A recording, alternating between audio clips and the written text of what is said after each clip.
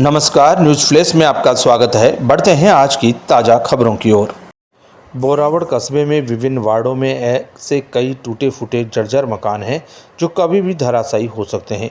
इन मकानों के आसपास रहने वालों को इससे हमेशा खतरा महसूस होता रहता है। बुधवार रात को तेज बारिश के कारण कासट मोहल्ले में ही जर्जर अवस्था में पुराने हवेली का छज्जा और उसके आसपास का हिस्सा अचानक भरभरा कर गिर गया।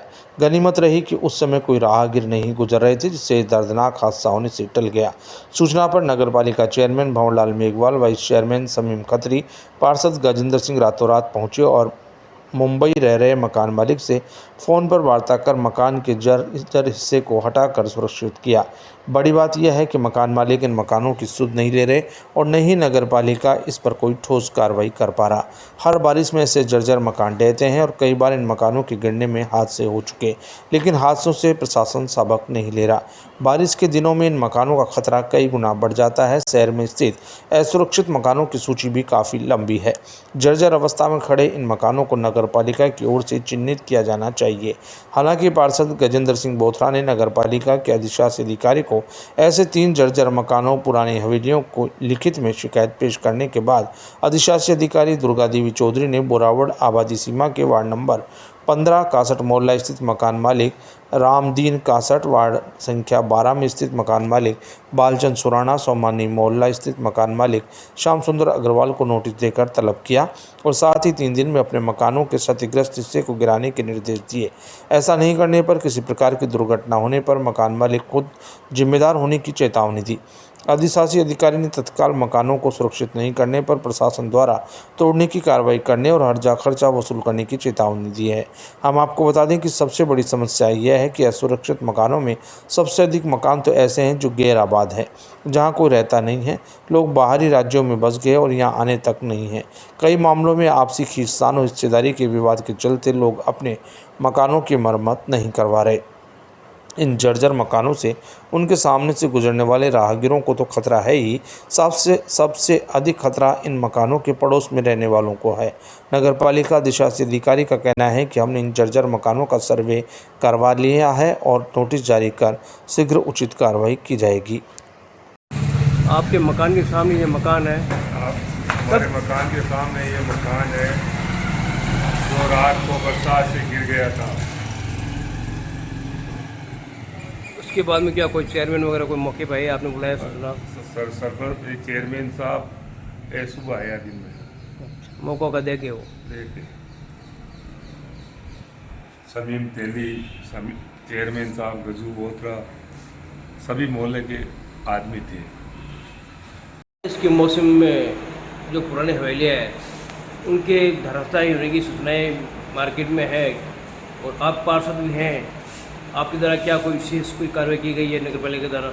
मैंने 5/8/2024 को बोरावड़ अधिशासी अधिकारी श्रीमती दुर्गा जी चौधरी, जो हमारे यहाँ की अधिशासी अधिकारी है नगरपालिका की, उनको मैंने एक चिट्ठी के माध्यम से उनको अवगत कराया कि मैडम बारिश का मौसम है और 2-3 जो बिल्डिंग है वो जीर्ण शीर्ण अवस्था में है, कोई बड़ा जन हादसा भी हो सकता है, तो आप इस पर तुरंत कार्रवाई कीजिए।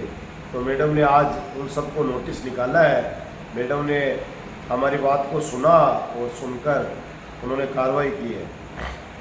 तो कौन कौन सी बिल्डिंगों मालिक के खिलाफ नोटिस जारी किया गया? जैसे मेरे मोहल्ले के पास में ही है, एक तो है रामदीन जी कासट की हवेली जो तापड़िया और गोरू जी अग्रवाल के घर के बीच में है, जो काफ़ी जीर्ण शीर्ण हो रखी है। उसके जो क्या नाम गोके और जो झरोके हैं वो बाहर आए हुए हैं। वो बारिश की वजह से और बंद होने की वजह से वो सब घूम गए। इस कारण से आज सुबह ही एक बहुत बड़ा हादसा होते होते टला। जो छाजे बाहर निकाले हुए थे वो गिर गया था। चेयरमैन साहब और अनीस रावगी, चिन्नू जिसको चिन्नू कहते हैं, वो आए घर पे, बोला गज्जू भाई साहब ये बात है। मैं जाके वहाँ देखा तो हकीकत के अंदर ही वही बात थी, लेकिन मैंने कहा डायरेक्ट हम कार्रवाई नहीं कर सकते, हमने सूचना दे दी ईओ को।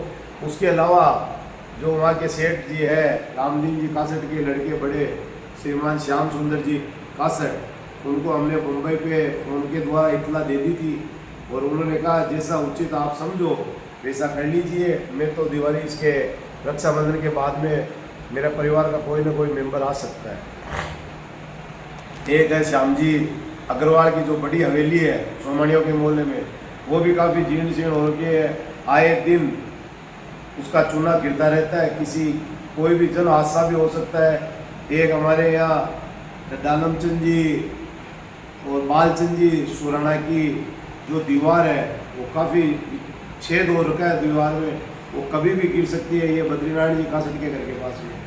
तो आपको लगता नहीं बोरावड़ शहर में कई हवेलियाँ जो बंद पड़ी है उनका सर्वे होना चाहिए? हाँ, सर्वे होना चाहिए।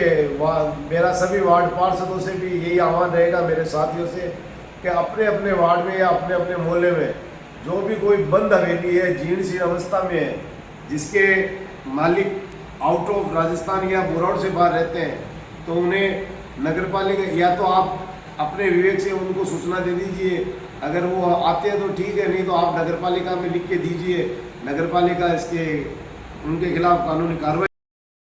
हमारे को सूचना मिली और हमारी टीम द्वारा जो सर्वे किया गया उसमें कुछ बारिश की वजह से छज्जे वज्जे गिरने की शिकायत थी, उनको 3 दिन का नोटिस दे दिया गया है और उसके स्वयं के स्तर पर उसको कार्रवाई करने के लिए पाबंद कर दिया गया है।